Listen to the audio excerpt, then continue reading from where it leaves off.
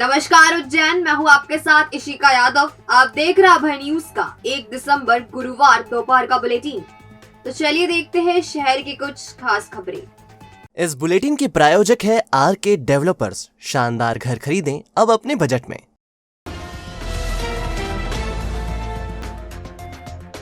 शहर में चोरी की वारदातें थमने का नाम नहीं ले रही है। चोरों के हौसले इतने बुलंद हैं कि वह दिन दहाड़े ही वारदात को अंजाम दे रहे हैं। अब ऋषिनगर में दिन दहाड़े 2 युवकों ने चोरी की वारदात को अंजाम दिया।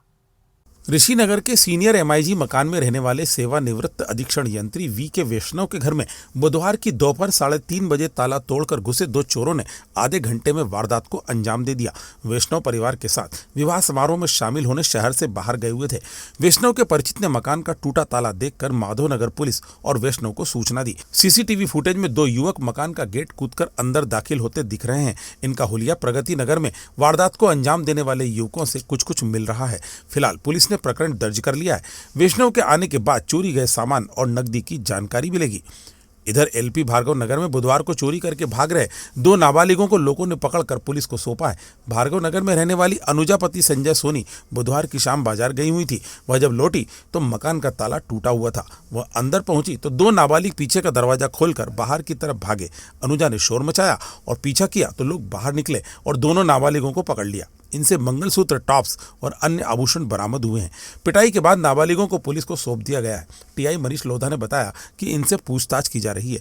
इधर ऋषिनगर में ही एक अन्य मकान में भी चोरी की वारदात होने की जानकारी मिली है। हालांकि इस संबंध में फरियादी अब तक सामने नहीं आया है। भारत जोड़ो यात्रा गुरुवार को उज्जैन के समीप सुरासा से सुबह 6 बजे शुरू हुई और 13 किलोमीटर का सफर तय कर नजरपुर पहुंची। यहां सुबह 11:30 बजे हुई प्रेस कॉन्फ्रेंस में यात्रा के कम्युनिकेशन हेड एवं पूर्व केंद्रीय मंत्री जयराम रमेश और मध्य प्रदेश के पूर्व वित्त मंत्री तरुण भनोत हमलावर नजर आए। दोनों नेताओं ने जहां मध्य प्रदेश की शिवराज सरकार को आड़े हाथ लिया, वहीं कांग्रेस को छोड़कर गए ज्योतिरादित्य सिंधिया पर भी निशाना साधा। दरअसल जयराम रमेश ने कहा कि ज्योतिरादित्य सिंधिया को कैबिनेट मंत्री और सफदरगंज का बंगला चाहिए था, इसलिए वो भाजपा में गए। मैं आपको असलियत बताता हूँ, वो कैबिनेट मंत्री बनना चाहते थे और 27 नंबर सफदरजंग रोड क्या बंगलों पर रहना चाहते थे। यही 2 कारण थे। ये सब बहाने थे, ये बिल्कुल असली कारण नहीं था। इसके अलावा उनके पास कांग्रेस छोड़ने की कोई वजह ही नहीं थी। इतना ही नहीं, रमेश ने खराब सड़कों का जिक्र भी करते हुए कहा कि ऐसी सड़कों पर चलना काफी मुश्किल हो रहा है, फिर भी यात्रा सक्सेस हो रही है। वहीं मध्य प्रदेश के पूर्व वित्त मंत्री तरुण भनोत ने शिवराज सरकार को आड़े हाथ लेते हुए कहा कि मध्य प्रदेश अत्याचार और भ्रष्टाचार में नंबर 1 है। मध्य प्रदेश की सड़कें अमेरिका से बेहतर हैं के सवाल पर उन्होंने कहा कि शिवराज सिंह ऐसा मानते हैं, लेकिन सच्चाई आपके सामने है। यहाँ करप्शन है लेकिन सड़कें नहीं है। इसके अलावा उन्होंने 2023 में मध्य प्रदेश और 2024 में केंद्र में कांग्रेस की सरकार बनने की बात भी कही। यहाँ हम आपको ये बताते चलें कि कांग्रेस सांसद राहुल गांधी की भारत जोड़ो यात्रा का मध्य प्रदेश में आज 9वां दिन है। सुरासा से सुबह 6 बजे चली यात्रा नजरपुर में लंच ब्रेक के लिए रुकी। आज राहुल के साथ उत्तराखंड के पूर्व मुख्यमंत्री हरीश रावत और बॉलीवुड अभिनेत्री स्वरा भास्कर भी चल रही है। इधर भारत के खिलाफ बयानों को लेकर सुर्खियां बटोरने वाली बॉलीवुड अदाकारा स्वरा भास्कर के भारत जोड़ो यात्रा में शामिल होने पर मध्य प्रदेश के गृह मंत्री डॉक्टर नरोत्तम मिश्रा ने पलटवार किया। उन्होंने कहा कि राहुल गांधी की भारत जोड़ो यात्रा में टुकड़े टुकड़े गैंग की समर्थक स्वरा भास्कर और कन्हैया कुमार जैसे राष्ट्र विरोधी मानसिकता वाले लोगों का शामिल होना इस बात का प्रमाण है कि यह भारत को तोड़ने वालों के समर्थन में निकाली जा रही यात्रा है। दरअसल स्वरा भास्कर और कन्हैया कुमार कई बार देश विरोधी बयान दे चुके हैं। हाल ही में ऋचा चड्ढा द्वारा भारतीय सेना पर दिए गए अपमानजनक बयान का स्वरा भास्कर ने समर्थन किया था। त्रिवेणी क्षेत्र स्थित शनि मंदिर में गुरुवार को सुबह 11 बजे तक ताले नहीं खुलने से श्रद्धालुओं को बाहर से ही दर्शन करना पड़ा। मंदिर में तालाबंदी की स्थिति है। शनि मंदिर में 2 पुजारी और उनका परिवार पूजन करवाता है। इनके नाम जानकीदास बैरागी और शैलेंद्र त्रिवेदी हैं। यह लोग शेड्यूल के मुताबिक पूजन कराते हैं। हर महीने बारी बारी से यह पूजन करवाते हैं। सरकारी मंदिर में 30 नवंबर तक शैलेंद्र त्रिवेदी को पूजन करने का आदेश दिया गया था। 1 दिसंबर से जानकीदास बैरागी को पूजन करवाना था। गुरुवार को दोनों ही पुजारी समय पर मंदिर पहुंच गए, लेकिन मंदिर के पट नहीं खुले। दोनों पक्षों में विवाद न हो इसलिए दोनों पुजारी मंदिर के बाहर बैठ गए और अफसरों के आने का इंतजार करते रहे। सुबह 11 बजे तक अफसर मंदिर नहीं पहुंचे थे। ऐसे में मंदिर के पट तक नहीं खुल सके और श्रद्धालुओं को बाहर से ही पूजन कर रवाना होना पड़ा। इस मामले में पुजारी जानकीदास बैरागी ने बताया, और यदि पूजा करने के लिए आए, लेकिन उसमें अधिकारी का इंतज़ार ये हो रहा है कि पूजा कौन करेगा, इसलिए दोनों पुजारी इंतज़ार कर रहे हैं। अब वो प्रशासनिक अधिकारी आए, वो किसको चाबी देते हैं, क्योंकि कोई भी प्रशासनिक अधिकारी अभी तक तो नहीं आए हैं। और प्रशासनिक अधिकारी प्रबंधक महोदय आते हैं, वो किसको पूजा करने का अधिकार देते हैं, उसके हिसाब से। शेड्यूल के हिसाब से नामांकन भी परिवर्तन हुआ होगा ना? हाँ, शेड्यूल के हिसाब से नामांकन परिवर्तन हुआ है, उसके अनुसार स्टे हो गया है। और यदि स्थगन हो जाता है तो उसके अंदर स्टे में लिखा हुआ है कि उससे पूर्व की व्यवस्था लागू रहेगी, और उसके पूर्व के अनुसार दिसंबर माह मेरा होता है, इसलिए हम भी पूजा करने के लिए आए हैं। मंदिर के ही दूसरे पुजारी शैलेंद्र त्रिवेदी ने बताया, शेड्यूल सुबह 7 बजे से तो रात के 8:30 बजे तक मंदिर खुलने का है। सुबह 7 बजे आरती होती है, पर कुछ कारणवश ही आरती में विलम्ब हो रहा है। कारण क्या है? कारण तो लेट लती हो रही है, भगवान के क्या आगे? कारण कुछ नहीं है, दोनों को अभी अधिकारी आने में ही लेट हो रहे हैं। आ जाते हैं उसके बाद फिर आरती आपका नाम बता दो। शैलेंद्र त्रिवेदी। पुजारियों के बीच की राजनीति और अफसरों के उल जलूल आदेश के कारण बाहर से आने वाले श्रद्धालु बेहद परेशान होते रहे। मुंबई के दर्शनार्थी शैलेश काले ने बताया, नमस्कार, हम लोग मुंबई से आए हैं। We are on spiritual tour to Ujjain, और हम लोग को बताया गया यहाँ पे शनि मंदिर है, यहाँ पे किसी को शनि की पीड़ा हो तो यहाँ पे आके दर्शन लेते हैं करके हम लोग यहाँ पे आए हैं। लेकिन हमें यहाँ पे बाहर समझा कि कुछ विवाद चालू है, कुछ ट्रस्ट का या तो कुछ अंदर किसका विवाद चालू है पता नहीं। लेकिन वही भगवान से प्रार्थना है कि विवाद क्लियर हो जाए अंदर का, और लोगों को दर्शन वापस शुरू हो जाए पहली तरह से, और भगवान के आशीर्वाद सबको ऐसे ही कृपा दृष्टि बनाई रहे, ऐसे हम प्रार्थना करते हैं बस।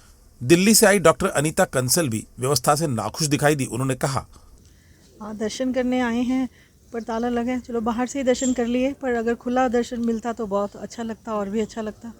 बहरहाल पूजन के विवाद ने मंदिर की गरिमा को प्रभावित किया है। उम्मीद की जाती है कि प्रशासन जल्दी ही समस्या का हल निकालेगा।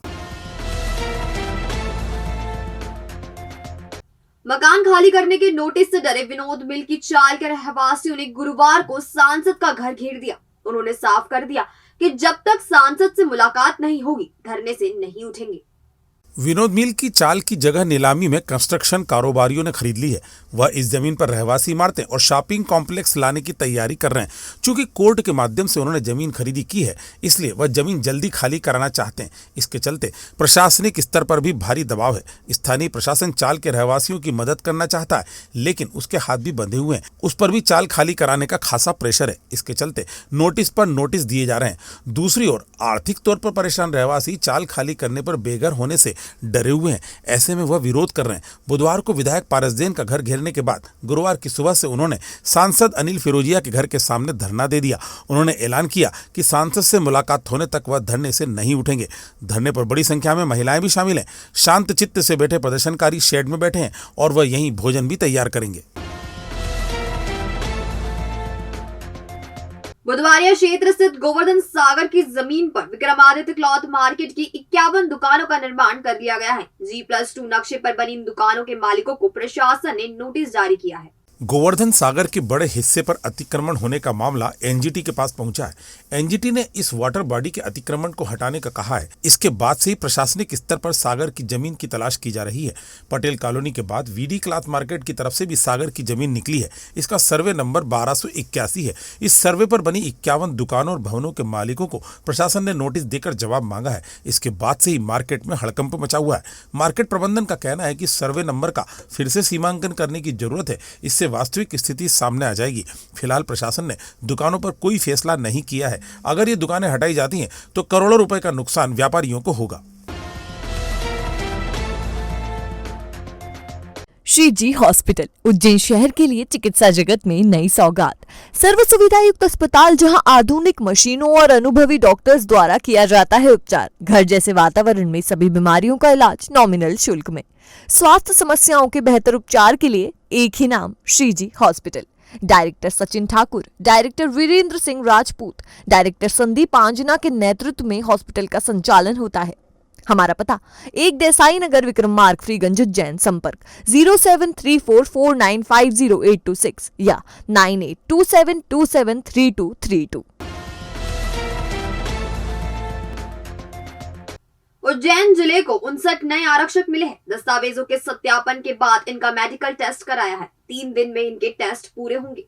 उज्जैन पुलिस को मिले आरक्षकों के दस्तावेजों का सत्यापन कराने के बाद इनके मेडिकल टेस्ट गुरुवार से शुरू किए गए। जिला अस्पताल में 20-20 की संख्या में 3 दिन में इनके मेडिकल कराए जाएंगे। इसमें blood test, urine test, ECG, x ray और आई टेस्ट कराकर यह देखा जाएगा कि चुने गए आरक्षक किसी गंभीर बीमारी से पीड़ित तो नहीं है। इन आवेदकों को टेस्ट में सफल होने और चरित्र सत्यापन के बाद नौकरी दे दी जाएगी। इस संबंध में डीएसपी संतोष काले ने बताया, अभी आज से ही ये इसकी शुरुआत हुई है और इनने 3 दिन का हमको समय दिया है, 1, 2, 3 का। 20 लड़कों का अभी लेने का इनने बोला है, तो 20 लड़कों का अभी मेडिकल चेकअप होगा और बाकी का कल होगा, बाकी परसों होगा। बहरहाल 59 नए आरक्षकों के मिलने से जिला पुलिस बल को मदद मिलेगी और इनकी थानों पर तैनाती से बल की कमी से जूझ रहे थानों को राहत मिलेगी। जीवाजीगंज थाना क्षेत्र में गढ़कालिका मंदिर के सामने खेत में जुआ चल रहा था। क्राइम ब्रांच की टीम ने दबिश दी और 13 जुआरियों को दबोच लिया। इनसे 23,000 रुपए नकद और ताश की गड्डियां जब्त की गई है।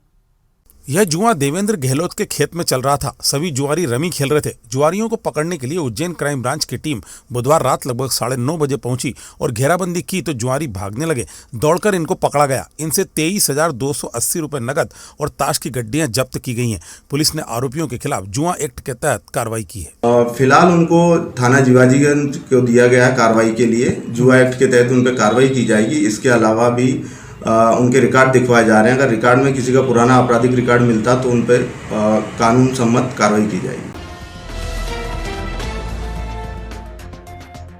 पंड्याखेड़ी चौराहे के पास एक ऑटो को एक एसयूवी ने टक्कर मार दी। हादसे में ऑटो चालक घायल हो गया। मंछामन मार्ग के शांति नगर का रहने वाला मोनू पिता शंकरलाल ऑटो लेकर अमृतनगर जा रहा था। ऑटो में उसके नाना कन्हैया लाल और उनकी एक साइकिल रखी हुई थी। पंड्याखेड़ी चौराहे के पास ऑटो को एक एसयूवी ने टक्कर मार दी। टक्कर से ऑटो पलट गया और मोनू को सिर में चोट आई। घायल मोनू ने बताया, मैं भैया नाना खेड़े से आ रहा था, गाड़ी चलाता हूँ नाना खेड़े से ऑटो, और मक्सी रोड आ रहा था मेरे मामा जी के यहाँ। रास्ते में मेरे नाना जी मिले ब्रिज के ऊपर। वो साइकिल से आ रहे थे, तो मैंने उनको ऑटो में बिठाया और उनकी साइकिल ऑटो में रख ली और ब्रिज उतरा तो पंड्याखेड़ी चौराहे पे 4 व्हीलर थी गाड़ी, अगर रोड के ओर से आ रही थी। हम सिर्फ चौराहे पे पहुँचे, ये सा उनने साइड से ठोक के गाड़ी पूरी साइड में लगा दी, कोने में भर दी एक तरफ। उसमें कारण हमारे को इतनी चोट भी आ गई है और ये कांच वगैरह फूट गया और गाड़ी पूरी डैमेज हो चुकी है। पुलिस ने मोनू की रिपोर्ट पर प्रकरण दर्ज कर लिया है। अज्ञात एसयूवी के चालक की तलाश की जा रही है। घूस लेने वाले एक अकाउंटेंट को कोर्ट ने 4 साल की सजा सुनाई है। उसने बकरी पालन के लिए कर्ज स्वीकृत करने के लिए यह राशि एक आवेदक से मांगी थी। अंत्या व्यवसायी सहकारी विकास समिति में नागदा के रठड़ा के निवासी कनीराम चौहान ने बकरी पालन के लोन के लिए आवेदन किया था। 50,000 रुपए के लोन स्वीकृत करने के लिए अकाउंटेंट अजीत फाल्के ने 2,000 रुपए की रिश्वत मांगी थी। वॉइस रिकॉर्डिंग के दौरान फाल्के ने 500 रुपए की रिश्वत ले ली थी और 1,500 रुपए लेकर अगले दिन बुलाया था। कनीराम ने इसकी शिकायत लोकायुक्त में की और फाल्के को लोकायुक्त टीम ने 1,500 रुपए की रिश्वत लेते हुए रंगे हाथ गिरफ्तार कर लिया था। प्रकरण कोर्ट में पेश करने पर आरोपी को 4 साल कैद की सजा सुनाई गई है। तो आपने देखा हमारा आज का बुलेटिन।